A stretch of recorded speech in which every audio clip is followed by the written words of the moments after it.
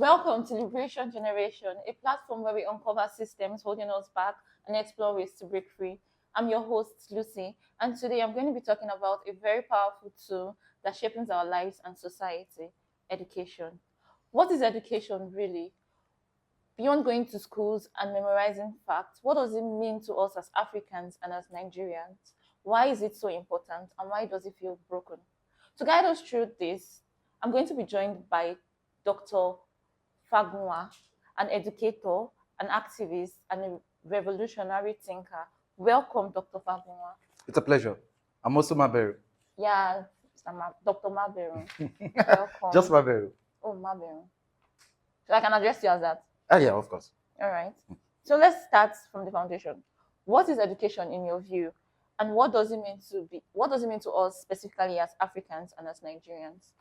I think if we want to draw an absolute and interesting, understanding of what education means, we have to return to the understanding and the postulation of the African American psychologist known as late Dr. Amos Wilson. Late Dr. Amos Wilson had given us, a fantastic understanding, conceptualization of what education means. Dr. Amos Wilson said that education means the survival of the survival of any group of people. Yeah. The survival of any group of people. Within that context, what that means is that education revolves around, the politics, the social, ways, and also the economic and the cultural ways at which a people can survive. So understandably, education deals with the survival of a group of people. To be educated is to be determined about not just your own survival, but the survival of people that are living in your immediate society. So survival revolves around education. No survivor, there is no education. Yeah, that's such a powerful definition you're giving to us. Very, very. They are trying to make us understand now that education has to do with survival, right? Exactly. Yeah. So, education as a survival and liberation. Now, I want to ask a question. What does it mean to you? Well, I think, humanity, you go back to the emergence of earlier societies, you understand the fact that it is not a given. For you to be educated in a society, you have got to be educated, because the transformation of a society depends on the level of education or how educated members of that society are. You have got to be educated about the realities of your environment. You have got to be educated about the natural environment. You have got to be educated about the plants, the animals, and what have you. So natural understanding of your immediate environment is very, very critical to your understanding of how you develop, So it is not a given that there's a relationship between education and survival. And that is why for some of us, we are not into that narrow-minded, description of what education means. Some persons will try to tell you that you have different forms of education, formal and informal, all of these things. But these are ridiculous ways at which people have attempted to distract us from the essentiality of education, which is it's about the survivor. It doesn't really matter whether it is formal or informal. It is entirely not acceptable that you have a system today that tries to delineate what is formal from when in actual fact, education, the essence of education is that it must relate to your immediate realities, social realities, and the conditions, your environment, and what have you. For instance, we have been told since the arrival of Western education on the African continent that what we've had is the formal style of education. A formal style of education, which is to bring about development, which is to bring about growth. But what we have seen over the decades, over the years, is that this is no growth, this is not development, but underdevelopment.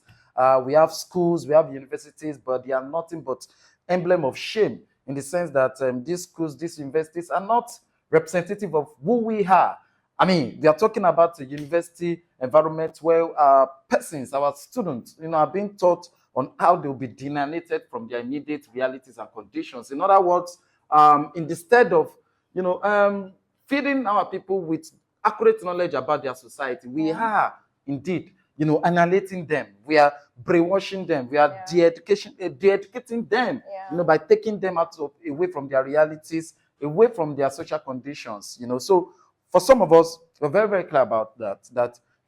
What we have today on the African continent is nothing but an emblem of shame, paraded to us or styled to us or decorated to us in form of formal education. Yeah. So earlier, some time ago, I was having a conversation with a friend, and he said, the education system we have here, or rather, the educational system we have here, glorifies our colonial masters, right? Absolutely. Yeah, and because of what you said, that's why I said this thing, Very right? true. Because you Very said true. it brings about an emblem of shame. Now, I want to talk about our curriculum, our system, right? So our system feels suffocated, right? Our system, we have, how would I put it now? As Nigerians, we feel this struggle to be educated, right? And then we have overcrowded classrooms, we have underpaid teachers, we have outdated curriculums, and then the king of all, ASUU strike, which seems to happen every other year. Now, my question is, why is our system so broken? You see, when you want to understand how dysfunctional our educational system is, there are two things that are involved. You have got to look at the syllabus itself, the system, because you cannot discuss a tree without not looking at its roots. Essentially what we call, formal education today, the entirety of what exists as emblem of our formal education, be it from the primary to the university, are not products in terms of syllabuses, are not products of, our immediate understanding of our realities and conditions. To date, unfortunately, in this society, our syllabuses are still being decided, by members of, the metropolis. By this, I mean members of the Western societies, their institutions, their structures, their organizations, and in actual fact, are the ones, determining what will be in our syllabuses. And you can understand this when you look at, what one of the recent, issues that ASUU, the organized labor union for academics in this country, you would understand the fact that there's this particular position, there's this particular struggle that ASUU has been raising for quite some time now, which is about the syllabus. Funny enough, World Bank today, plays a larger role in determining the syllabus of the Nigerian university system. That is quite embarrassing. World Bank came up with what they call the the CCMAS, system of syllabus. What CMAS means is nothing but a total watered down system of educational, syllabus, in the sense that we're talking about a syllabus that is not really articulating, the basic necessity of the people. Syllabuses must address, what the people need, the immediate needs of, but not this syllabus. As a matter of fact, this syllabus is saying to our people that regardless of what you are studying, you should go and study as entrepreneur. So if you are in the university, if you are a medical student, you can study entrepreneur, in the sense that it has to be technical. What madness, because you must understand the fact that professionalism is very, very germane. We know our professionals in this society. It is, in fact, just a total surrender when you begin to have universities telling students that they have got to take the entrepreneurial classes. You are studying law, you have got to learn photography, you are studying medicine, you have got to learn how to make hair. Not that all of these things are wrong in themselves, but the point I'm making is that there must be, a bold realization and also understanding of what you are studying, and also you must claim, ownership of that course, of your study, not to begin to, parade yourself as a failed element in this society. So the point around the entrepreneurial skills that seems to be, moving all around our university, it's just, an acceptability, an acceptance of the fact that our university system had failed. Because if it hasn't failed, you wouldn't be denying, students from 100% focus, in their studies, in their areas of concentrations, not to begin to play around with their mind. And also, we must point it out that public education, university education, is not synonymous to capital. Education is not directly synonymous to capital. I really do not think that we should focus entirely our attention or the objective of education within the context of capital accumulation. You are going to, university, you're going to the school and say, no. Of course, knowledge is power. Knowledge is, the powerfulness of knowledge cannot be overemphasized.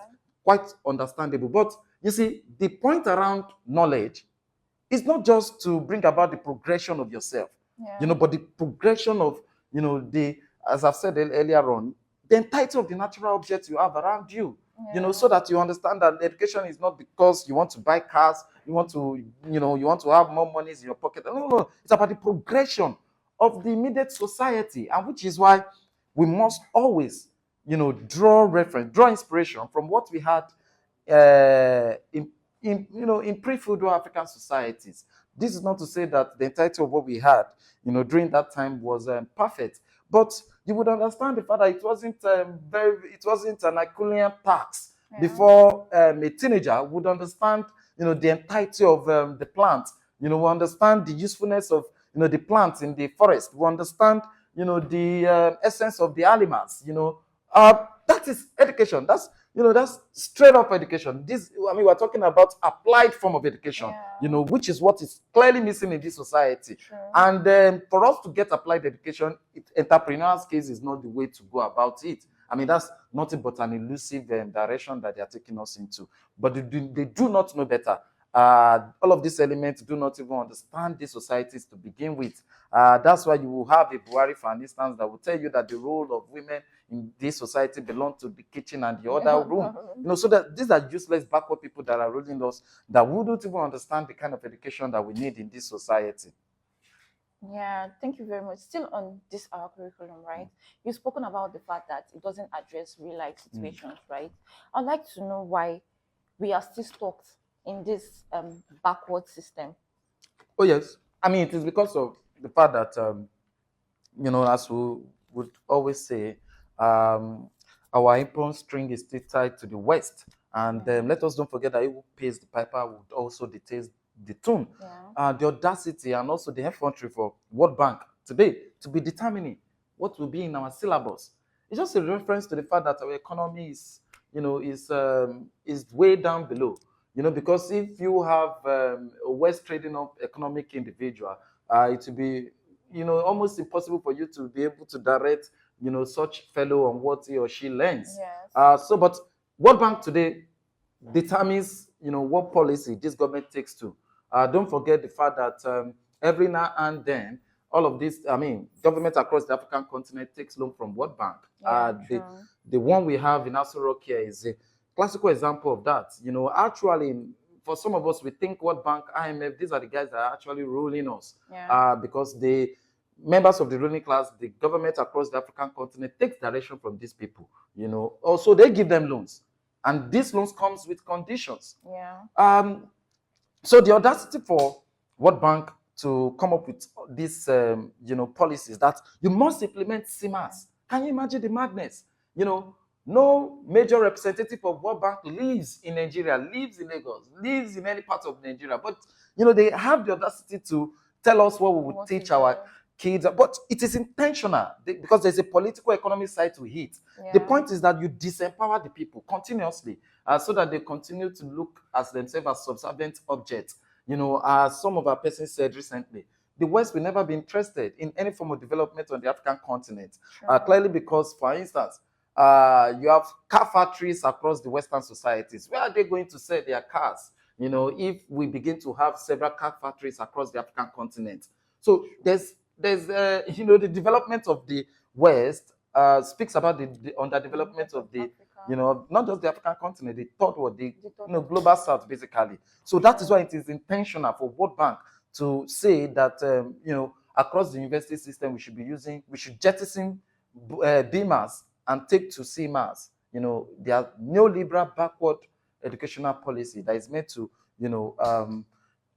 disempower our children. Yeah. Still on that, you said something about topics that has been eliminated from our syllabus, right, or curriculum. I know that there used to be a time where we used to do history, but now history is no longer a compulsory topic or subject in our Nigerian schools. Now the question is, what do you have to say about, or how does it speak to the value or the identity of Africans? Interestingly, today, as a result of a particular struggle led by the Historical Society of Nigeria, I think this struggle started way back in 2014. Because Obasanjo was the one that killed, education. History teaching. In our schools. He took it off. And many people don't also understand the fact that Obasanjo did not take the decision. Individually. He was also advised then by members of the ruling class internationally. You know, it was in fact advised by that they should kill. They call it I've forgotten the word for it. That there are some courses that are not servicing the economy. Can you imagine the madness? You know, that history teaching is not, which is the point. You know, what bank is driving us to, that if the education must service the economy and all that. But it is clear show of ignorance. You know, because if your educational system is rooted in the realities and conditions of your society, it is a giving. You know, ordinarily, naturally, to service the economy. You know, but those that are telling us to remove history, you know, they are not ready, they are not genuine, they are not telling us the truth. You know, because we are talking about a course that is to build your consciousness, your understanding of yourself. You know, we are talking about a course that is to institute in a society the understanding of national culture. You know, a course that is to, you know, bring about national consciousness, you know, and you cannot have growth. You cannot have national growth, national development if you do not have national consciousness. You know, because a society must have its own direction. But this society is directionless. You know, so those that started with the campaign that history should be killed way back during the days of Obasanjo, their intention basically was to render, you know, the African people, the Nigerian people useless, was to ensure that they really do not know their, you know, their position in the amongst the committee of the human societies. Because what is the point around history?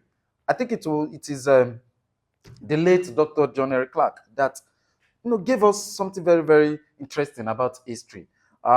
He said history is a mirror. You know, it's a mirror. So when you look into a mirror, what do you see? You see yourself. You know, he said that history is a clock also. He likened history to a clock. A clock that humans genuinely need to tell their political time of the day, to tell their economic time of the day, to tell their cultural time of the day. And he concluded by saying that history tells the people, you know, where they've been, you know, where they are, and importantly, where they still must go. So a society without knowledge of history is just like a directionless society. Like we're talking about a tree without a root. You know, so those that genuinely kill history, you know, in the 80s, in the 90s, in the 70s, I mean, beginning with the 70s, they really wanted to kill this society. They want to throw this society into the trash can of history. Because what is a society without history? But the Historical Society of Nigeria around 2015, you know, took up this battle. They went all around, they visited several media houses. They went to the House of Assembly, I think, the National House of Assembly, to, you know, to deliver their case, to make a case for, you know, the return of history to the schools. And that struggle indeed yielded good fruit, because today, as at this material point in time, you know, the teaching of history had been returned across board to all of this. But this, you know, development has not been recorded in the university system. Because you go to whatever society, actually, you find out that regardless of what you are studying, you must study the history of that society. Whether you go to America, whether you go to Germany or whatever, you must study the history of that society. Whether you're studying law, whether you're studying medicine, whatever, anthropology, you must study but that is not happening today in this society, because again, we have the creeping in of CMAS. A lot of these guys that are bringing in neoliberal, you know, understanding, neoliberal policies, neoliberal, you know, solutions to our educational system, which is nothing but a backward reality. Yeah, just like you said, I still feel like it's a deliberate attempt to just keep us disempowered, right? Yes. For our viewers now out there, I'm sure they'll be confused. Yes, CMAS is curriculum. Curriculum is the word for the curriculum. Okay. Yes, CMAS is just another word for curriculum. BMAS, another word for curriculum. But BMAS, is the word for the curriculum we're using, you know, before the emergence of this CMAS, which is nothing but a World Bank package, a World Bank educational policy that is meant to be institutionalized, you know, hook, line, and sinker across our university system. So, because I'm sure the viewers will be wondering, if this CMAS now is now something that is done across the board, across Africa or third world countries? No, I think in Nigeria it is called CMAS, but again, the Minister of Education, you know, calls it CMAS, but I mean, ASUU generally, academics in the country knows that it is nothing but a World Bank package. Okay. World Bank educational policy. You see, no Nigerian element, no Nigerian government dare go to America to say that this is the kind of educational policy I want you to, But again, it shows, how backward this society are, and unfortunately how backward we are also.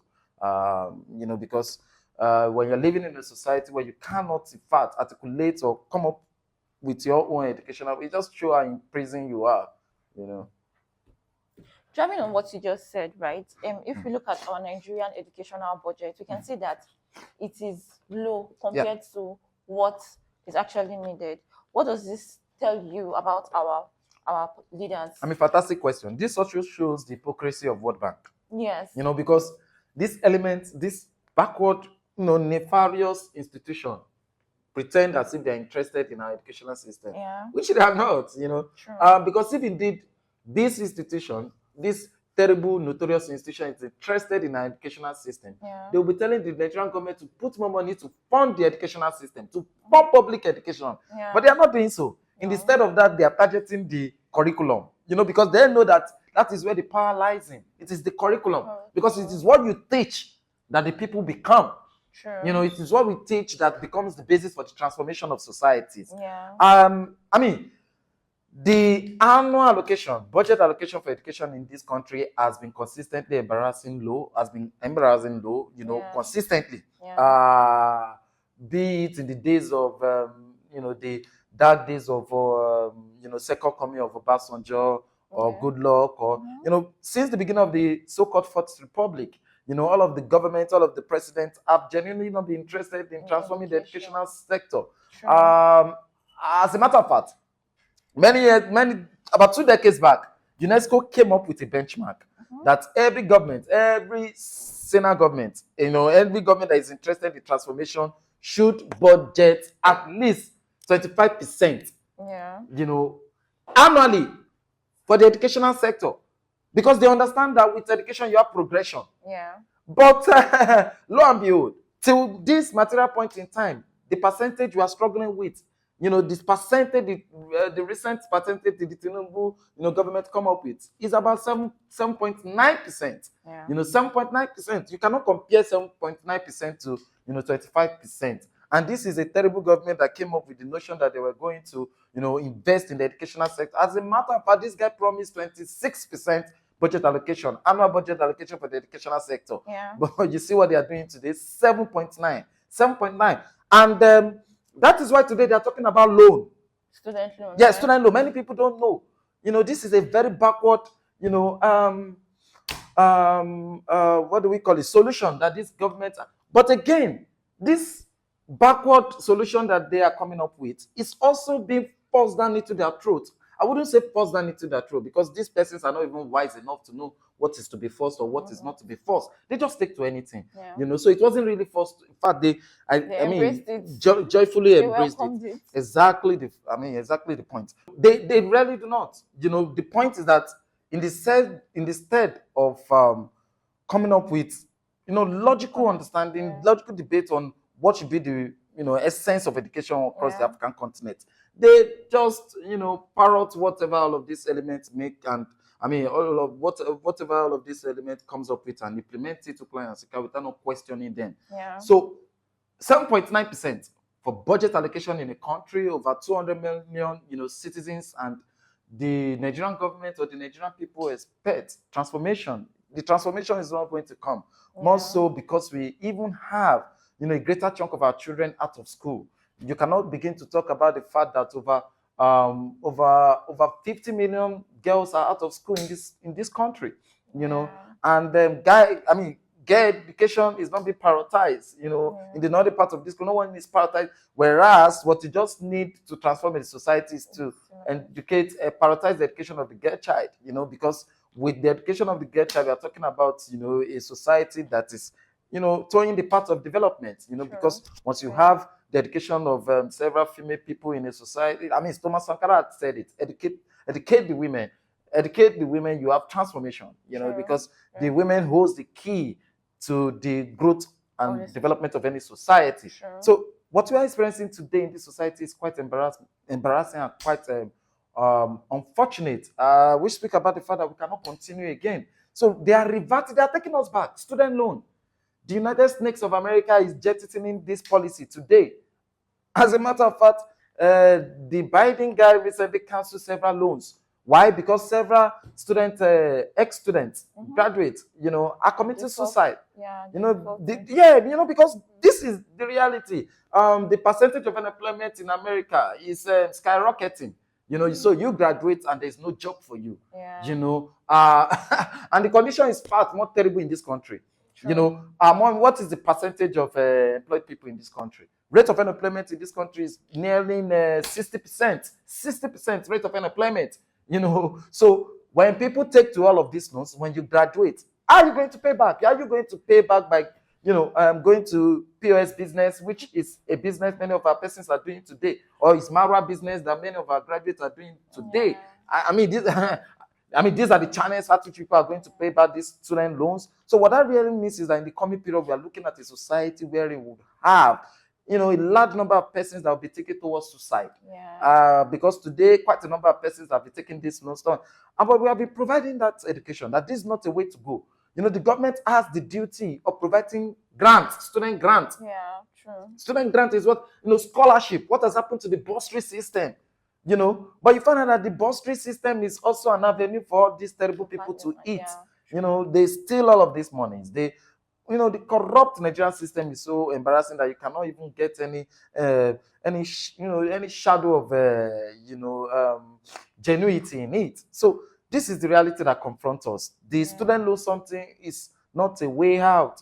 As a matter of fact, it's going to put the society more into trouble, into problem in the coming period. You cannot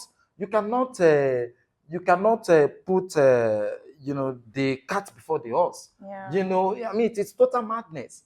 You have got to go through student loan system, grant, sponsorship. All of these media are there for you to ensure that students have access to education.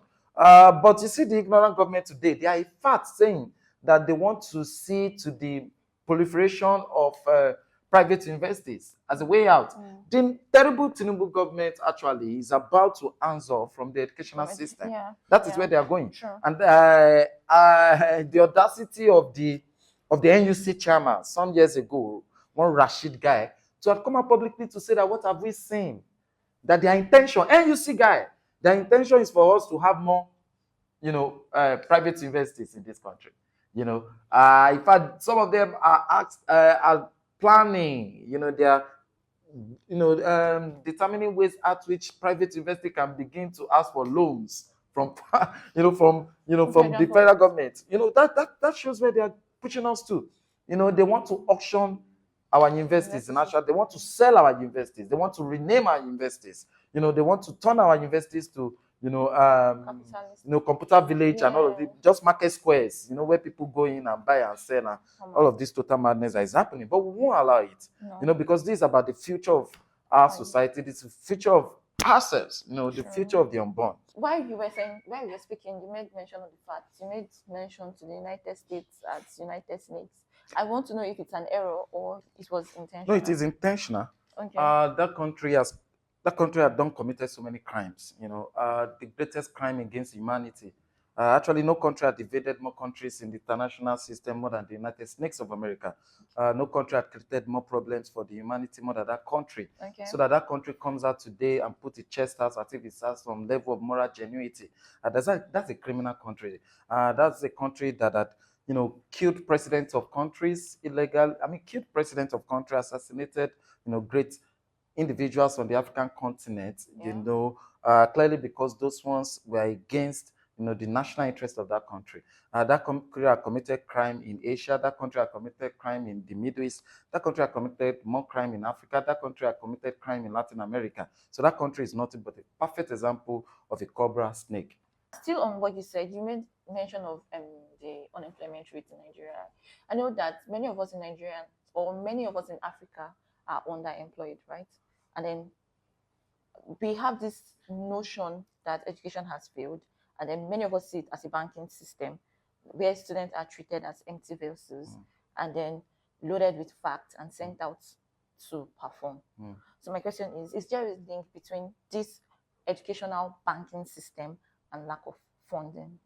You mean the conventional banking system? No, this system where we feel like the educational system has been watered down. Okay. Right? Yes. So do I think there's a relationship between the lack of funding? Is okay. Funding the major problem of our watered down educational system? Or there is more to it? Funding takes an important aspect of it. You know, I mean, because if you have packs of firewoods, you know, and you want to quench the fire, what you just have to do is, firstly take off separate the firewoods. So one thing that is very, very critical is that there is a necessity, first and first, for us to call for more funding of the public education. It is very, very germane. There must be more funding. Monies have got to be made available for. I mean, we are talking about the 21st century. Our laboratories are nothing to write home about. As a matter of fact, our hostels, student hostels are nothing to write home about. Yeah. I mean, you go to the University of Ibadan and you can't just imagine the fact that you have the future of our society living under these terrible conditions. And so it is across the university system. So it is across our universities. The allocation, and which is why we're talking about there must be an immediate increment in the allocation, budget allocation, annual budget allocation for public education, funding of the educational sector. It is very, very important. If you do not fund the educational system, there wouldn't be development. I mean, look at academics, for instance. We are not across the Nigerian system. Academics are not being encouraged in any way. In fact, there is no sense of belonging in the sense that academics in this country are poor. They are poorly paid. There is no professor in this country that is any above 400,000. That's quite embarrassing. Whereas we have criminal legislators in this country, we have looters in this country that are doing nothing, but they, sleep in the houses of assemblies, in the national whatever they call themselves, doing nothing, absolutely nothing. But those, we are talking about the producers of knowledge in this society. Those that are disseminating knowledge in this, they are poorly paid. They are poorly treated. Professors are poorly paid. As a matter of fact, within the within the university system, as an academic, you cannot do anything tangible if you do not take to loans.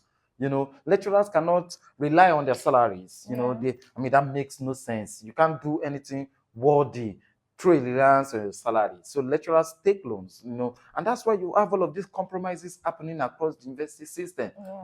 Individuals are not compromising because they have to make ends meet. So there's a necessity for us to call for a state of emergency in the educational sector. If this government were to be a futuristic government, that is what they would have done. The first year after which they came into power. But you would see that this government is not interested in the development, in the growth of this society. That's why they wouldn't even go through that path. Yeah. Or maybe they're not just, that's not their agenda. They didn't. No, yes. It is not, theirs is just to come in and, make more revenue. For themselves. Yeah. So we've discussed the issues arising like from funding, outdated curriculums, ASUU strike, and then erasing history from our curriculum, right? Now let's move on to the solutions. What might be a liberal, right, or a liberated educational system to look out for? Well, I mentioned funding earlier on, but I have to tell you that it is not just about funding. Because, after funding, the question of what do we do with these funds also remains. I think in transforming our educational system, we must create, a total decolonized form of educational system. Unfortunately, today, the educational system we have today, it's a new colonial educational system.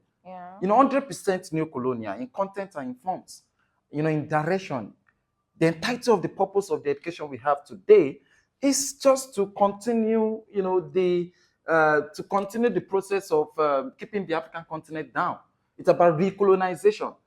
Because you cannot imagine the fact that what we teach our students across the African continent today really have little or nothing to do with the cosmological belief system of the African continent. You know, as a matter of fact, we are continuously denigrating our people, our students across I mean, it takes a lot.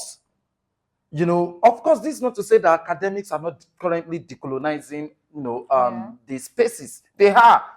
But this effort, this, you know, single effort, are not being supported by any institutional base in this country. No government, you know, agency is support of the decolonization of the. As a matter of fact, if you attempt to decolonize any aspect of today's educational system, you are a threat within the university system. Sure. You are a threat to the university management, you know, because you are really doing something, you know, against the purpose, the intent and purposes of, you know, quote and unquote, the existence of their own watered down form of educational system.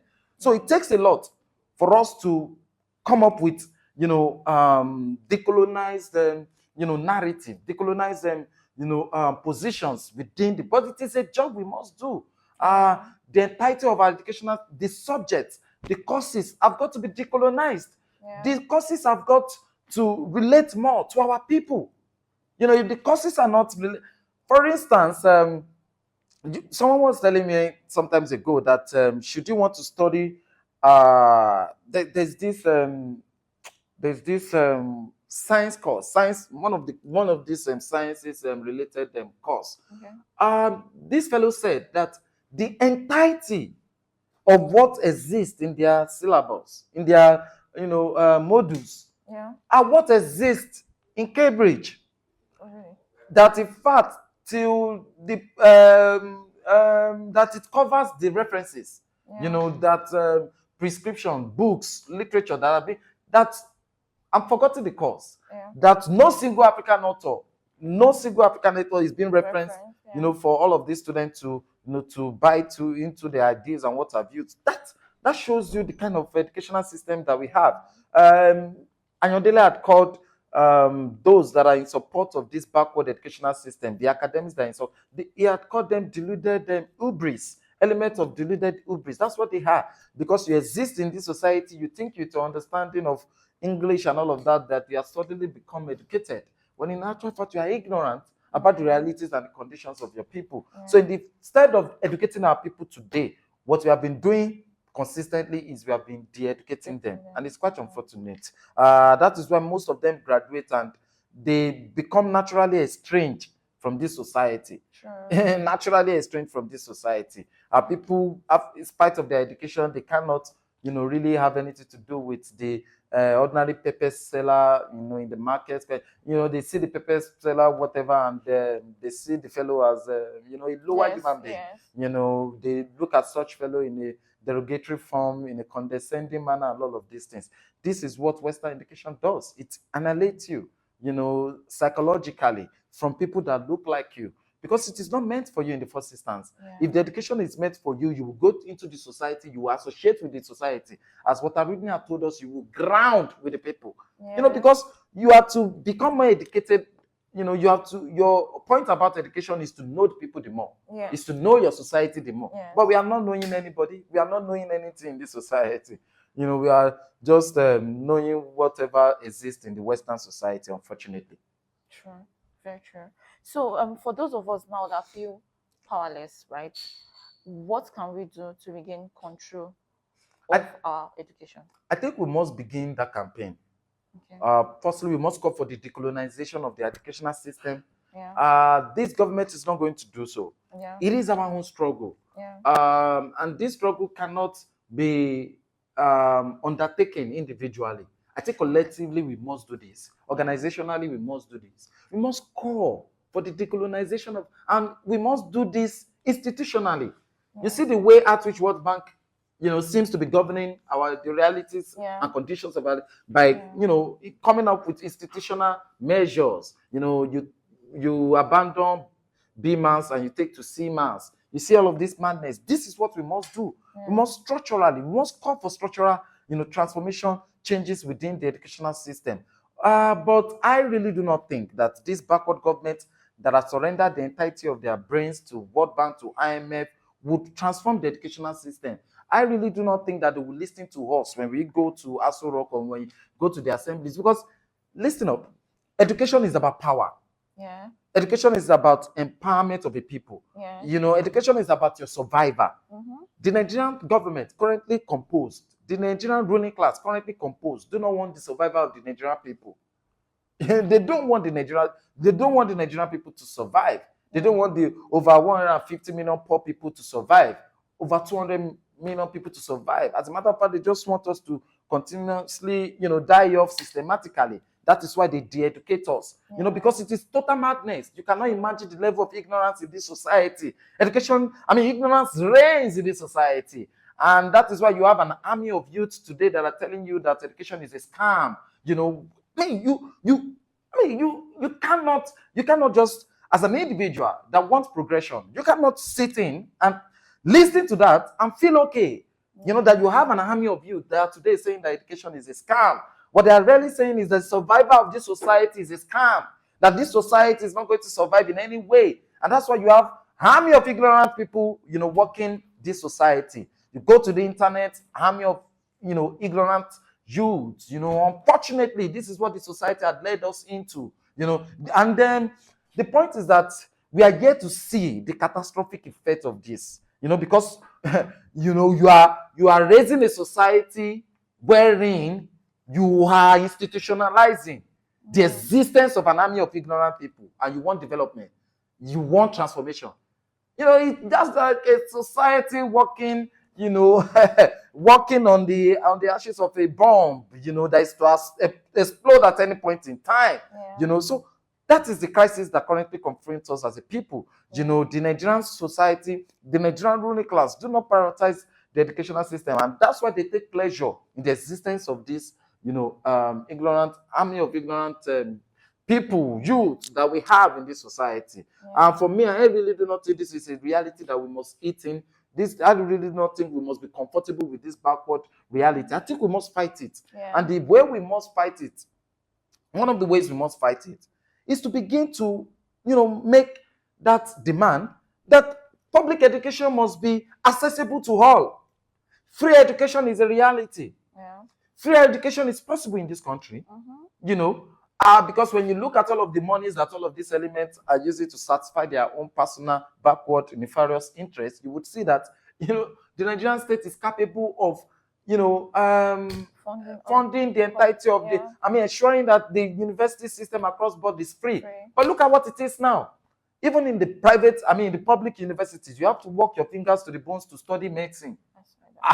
That's it. No, go to the University of Ibadan. You have to work. Poor people are not studying. Children of the poor are no longer studying such courses.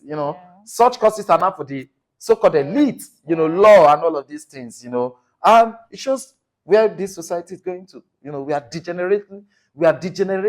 In a forceful manner. Our Titanic ship is not taking a stop. We're just going in. Like you have this knife going into a butter, like nothing is stopping it. So invariably, what you just said now is for us to have a liberated generation, we have to do it individually, right? No, we cannot. We must do it collectively, organizationally, and structurally. If this government is insisting that they are going to implement the entirety of what World Bank is saying, let us come together. Let us, fight against this. Let us say that you cannot kill the future of this society by watering down the essence of education in this society. In the sense of survival, they are killing us. That is the point around the kind of education we are receiving, in actual fact. And that is why there is nothing relatable to this. The student graduates and it is as if they never went to school. And you cannot blame them. You cannot blame them. It is a system. This is the backward system. Knowledge is not being prioritized across the university system. You see a student comes in now, 100 level. What is in the mind of such student is just when such student is going to graduate. Such student cannot wait to graduate. Whichever means, even if it's not to come to classes and whatever, just want to graduate. So the essence of education, the essence of knowledge is not being prioritized. And which is the essence about a neo-colonial society, a very predatory society such as ours. For a society to be neo-colonial, people that are living in that society must hate knowledge. Yeah. That is it. If a society is to be predatory, people that are living in that society essentially must hate knowledge. Because if you do not hate knowledge, such society will not, will not thrive within the context of its predatory understanding, its watered down understanding, its underdeveloped state. You must hate knowledge. You must dislike knowledge. You must not want to have anything to do with knowledge. It is a necessity for underdevelopment. So that is why for some of us we cannot take this without not fighting it, without not saying that this is abnormal and this is not acceptable. I mean, it is not right for people to say that knowledge is a scam. It is not right for people to hate knowledge. But people hate knowledge in this society today, clearly because it is a systematic thing. And that is why for some of us, if there's one struggle we must fight right now, it's about rescuing public education, not just within Nigeria, but across the African continent. Yeah. Dr. Fagunwa, thank you very much for allowing us to see a bigger picture and inspiring us to think differently about what education is. Yeah, to everyone listening, education is more than just earning degrees or grades. It's about liberation. Question what you are taught, seek knowledge, and share what you discovered. Join us next time on Liberation Generation as we dive into the economic and socio-political problems affecting Nigeria and Africa in large. Stay conscious, stay hopeful, and stay revolutionary. Thank you.